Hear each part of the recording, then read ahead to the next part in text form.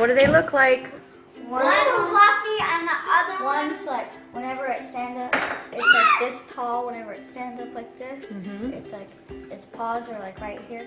And the other one, it's a puppy and it sits and it's like that tall. And it's black and brown. And the big one, it's so fluffy. It's so I'm fluffy. still hungry. It looks like this. Well, maybe you can share This is some of your how sister's fluffy it is. food. It Just looks take a bite or this two and then fluffy. you'll be full. This is another dog we have. You better be nice. Okay, so what are we going to name our new doggies? Hunter and Trinity. Trinity and Hunter. No. Yes. No. How come you don't like those names? I came up with I like Trinity, but I don't like Okay, but you do understand that Hunter is a boy name because it's a boy dog. Yeah. The big We one's can't a boy name dog. the boy dog a girl name because that would be weird, right? Okay, so do you like the name better now? Yeah. Okay, good. But I thought we were naming the girl Hunter. No.